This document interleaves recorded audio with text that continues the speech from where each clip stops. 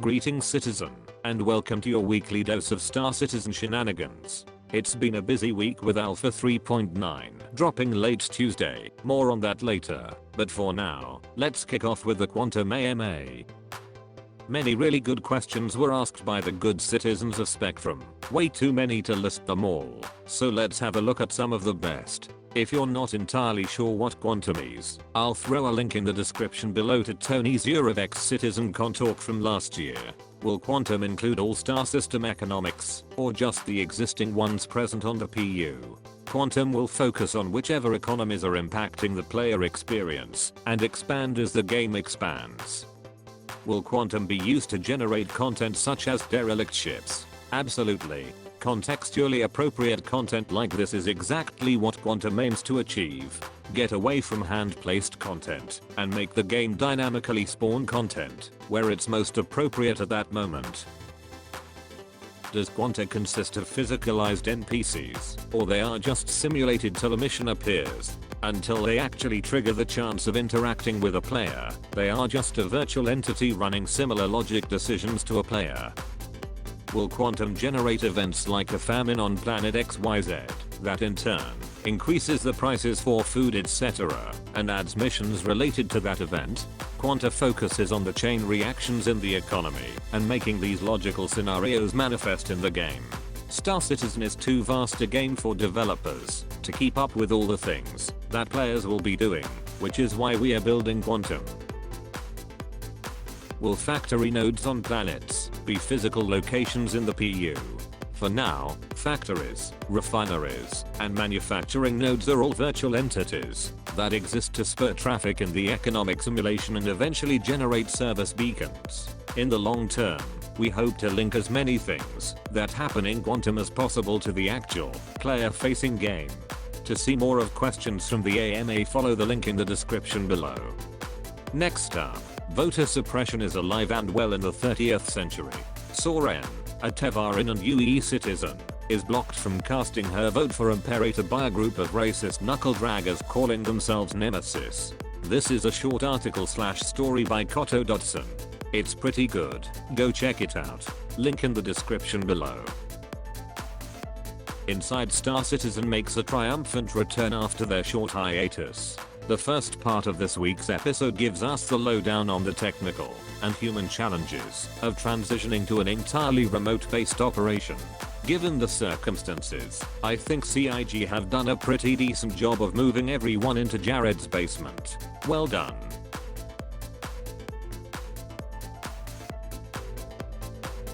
Great news everyone, the Home Depot is coming. Billed as a one-stop shop for all your cargo and DIY needs, you should be able to find everything here, from cargo missions to bathroom fittings, paint, and plumbing supplies, all under one roof. We'll probably also see some authentic NPCs who will be super helpful and have no idea what you're talking about, or direct you to the wrong aisle completely. Could go either way.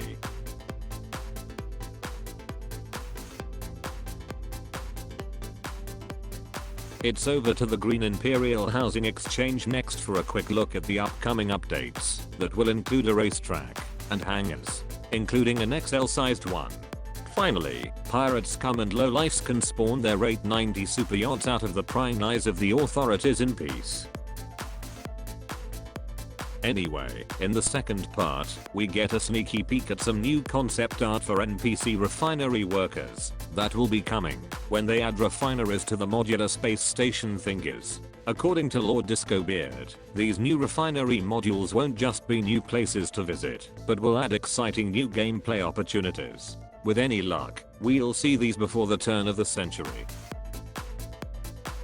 Then, we get a gander at some pretty awesome looking heavy armor concepts from Terra.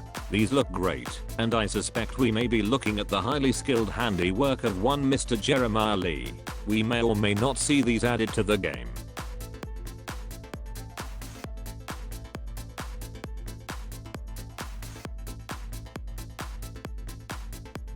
We then get an update on the planetary entry effects that work not just on fixed geometry ships, but ships that have moving parts and can change their layout, such as the Cartual and the Reliant.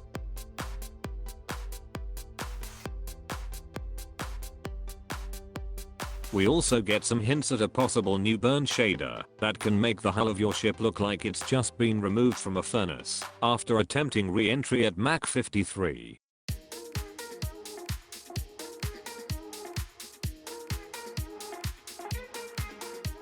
Next up, we get to lay our eyeballs on the latest rendition of the Cutlass Blue, which is looking very much like a blue cutlass.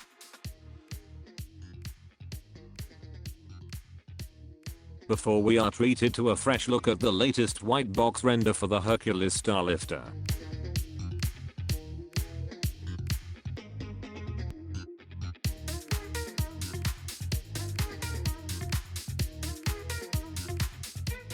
Explorers rejoice now that the implementation of Planetary v4 has been rolled out and the planets and moons of Stanton have been updated. They will be being sprinkled with derelict ships for us to discover, such as this constellation that was landed somewhat abruptly because the pilot was desperate for a shit.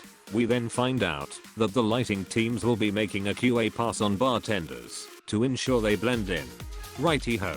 And finally, we get to see some awesome new content in the form of some early work on the Erin Halo, the thick dense ring of asteroids found within the Stanton system, but is not currently implemented in the PTU. There will apparently be gates, owned and operated by ArcCorp, that we will have to use to traverse beyond the Halo, and the whole area will be a miner's wet dream, which means it will attract pirates, and so could be a great new place to get shot at. Either way, even as a first early work in progress, it looks really good and atmospheric. This looks like it might actually be the natural habitat of the Orion. Commence Orion coming soon speculation. Nice work team. And great job Jared, some really good info here. It's also particularly good to see that the team is doing well and is in good spirits, despite them all being stuck in Jared's basement and Todd Pappy having to cut his own hair. And now, as mentioned earlier, 3.9 finally hit the PTU for Wave 1 on Tuesday, and I've been wandering about and doing some sightseeing. My initial thoughts are, and I'm not kidding, it is fucking amazing. In one foul swoop, with new Babbage, CIG have rendered all other landing zones obsolete.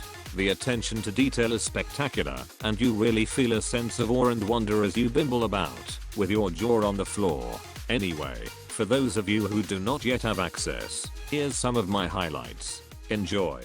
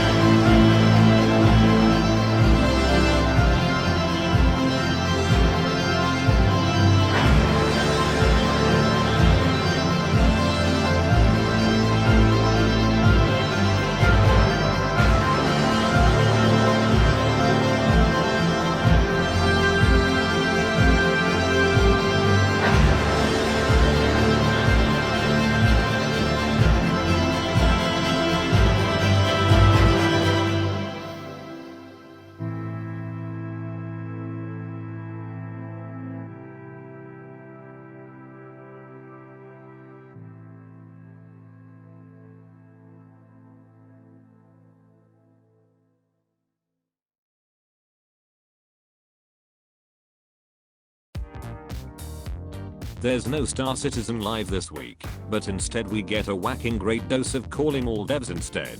So after apparently snorting a massive line of Charlie, where we take questions from you, the Star Citizen community, and pose them directly to our developers. And this episode, one of our most voted up questions was about, well, a very common question we've had for quite a while about fauna, about the non-sentient. Jared talks space fauna with Uncle Papster and Dave Haddock, and we learn about the existence of, wait for it, space cows. No, I'm not making that up.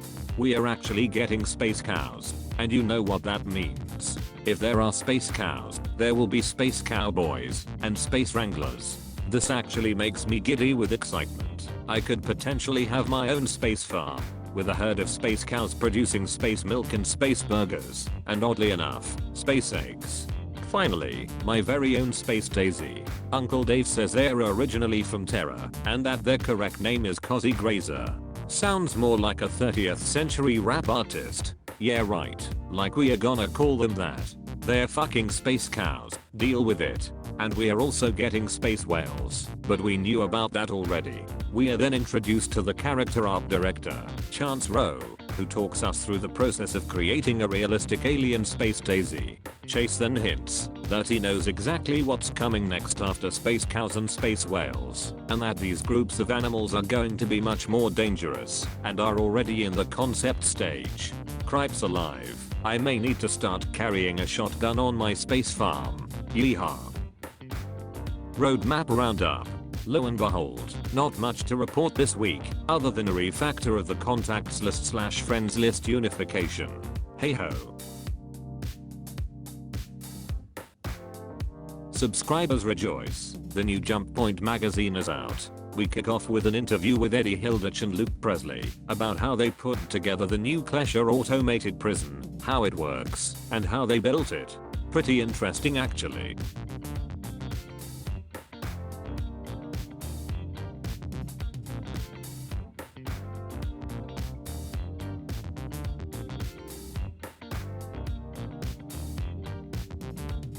We are then treated to a visual guide to armor.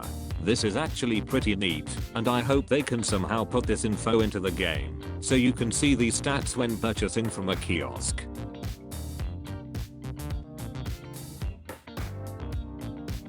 Next up, we get a Whitley's guide to the newest B-rear dropship, the Prowler, including a detailed history of the original, in service with the Tevarin, before finishing up with a short story, Dying Star, and a look at next month's subscriber flare, dodgy looking armor to go with the dodgy looking helmet you got this month, once again, in various shades of shite. Right, well that is about it for this week's bumper episode. As always, thanks for watching, and a big thank you to all my subscribers, and all my new viewers. It's great to have you here. Now, commence like button slapping and subscribing. Do it now.